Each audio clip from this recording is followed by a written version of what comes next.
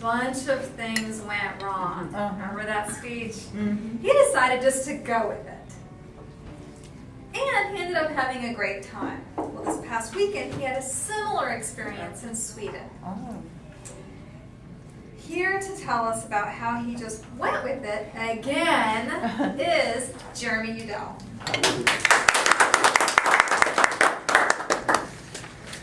What do these things have in common?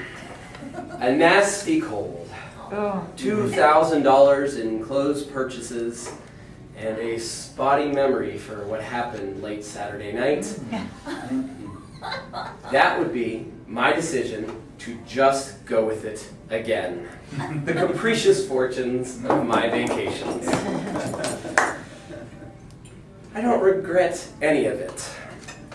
I might change a thing or two here or there, but I had a great time. When I found out my friend Metalisa, who came to our wedding, she came all the way over from Denmark to come to our wedding in America and invited us to go to hers. Rebecca, my wife, was going to be working in Germany the week before, so all she had to do was extend and get a cheap flight from Germany to Denmark to make it happen. And when I checked flights, I found that they weren't really expensive. It seemed to make a lot of sense for us to make this trip and return the favor. They were going to put us up at their house for the days we weren't at the wedding, so we get to spend some time directly with them. Everything was working out great. When I flew into Copenhagen, I immediately met my wife at baggage claim.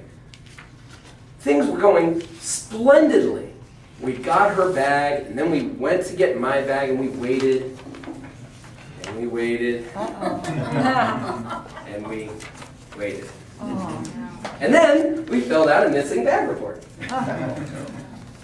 But I wasn't worried about it. They would deliver it the next day. I had my fleece, I had my jeans, I had changes of underwear because I always think ahead. You might lose your bag for a day or two, and so you should have some changes of underwear. The next day, we were told my bag would be there on Sunday, after the wedding. Oh. Okay, a formal wedding at a Swedish castle where you need a suit, and I have my fleece, my jeans, my shoes. Time to buy some clothes. And let me tell you something, buying clothes in Denmark is expensive. I had to buy just a pair of jeans, another pair, so I didn't have to keep wearing the same pair over and over. But the cheapest pair I could find, Wranglers. You get them for maybe $20, $30 here. That's if they're not on sale. In sale, in Sweden, $100. Oh, jeez. So you can imagine to find a suit that fit me, by the way. Danish people aren't built like me. Was not an easy task, nor was it inexpensive. $1,600 later, I have a beautiful Italian suit from Denmark to wear to the wedding. I'll be interested to see what the airline has to say about reimbursing me for that. We will see. But it was their fault. They didn't get my bag there. Anyway, I stayed at their house for the first couple days, and I knew ahead of time that they had cats, so I brought a lot of drugs. And they swept the house and cleaned up the room, and they didn't let any of the cats into the room where we would be sleeping. So when I was in that room, I was pretty safe.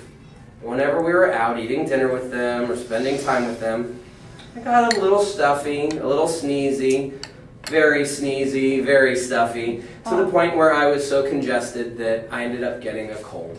Now, I'm not going to say it was all the cat's fault, because wandering to a castle on the Thursday I first arrived with only my fleece and only my jeans in 40-degree weather in the rain may have contributed to a cold. I'm just saying that the cats didn't help. Neither did staying up late and not getting a lot of sleep. But we went to an apothecary, we bought cold medicine, and they have good medicines in Europe. And I felt better, and I just went with it. And the day of the wedding came. I was looking so forward to seeing what a beautiful Danish wedding at a Swedish castle would be like. The ceremony was beautiful, all in Danish, but everyone seemed to be enjoying themselves, and the bride and the groom were very happy. About an hour, then a cocktail reception, and then we sat down to dinner, and I said, I know what this is like. We sit down to dinner, we have a few toasts, we dance, we eat, everybody just does everything together. Not in Denmark. In Denmark, you sit down to a formal dinner. They start with toasts. Then, they give you the first course, a soup, and you're expected to eat your soup and talk and not be interrupted. Then they take that away. More toasts. Then they served the entree, venison. It was delicious. And we sat and we ate and we talked. And they take that away. More toasts. Then they served dessert and more toasts. 4.5 hours later, I got up from the table. But for me, it had really flown by. The people at the table were wonderful. They all spoke English, which was great. But I'm realizing now it may have flown a little faster than I meant it to, because the other thing that kept coming through all 4.5 hours was the wine. There was a wine pairing with each course, and every time you took a sip, somebody was there to replenish it for you.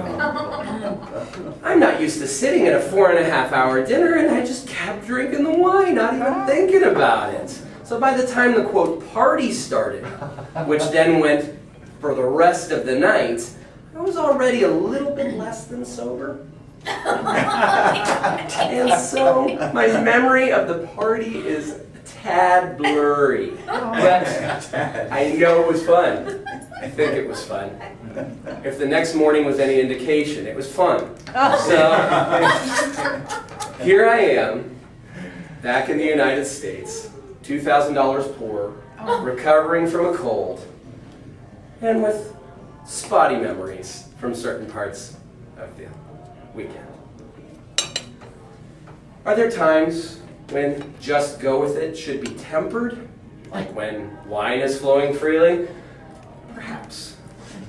But when you don't know and you're not sure, and the other choice is to just get frustrated or upset or sad, my inclination is you only live once. Just go with it. This does matter.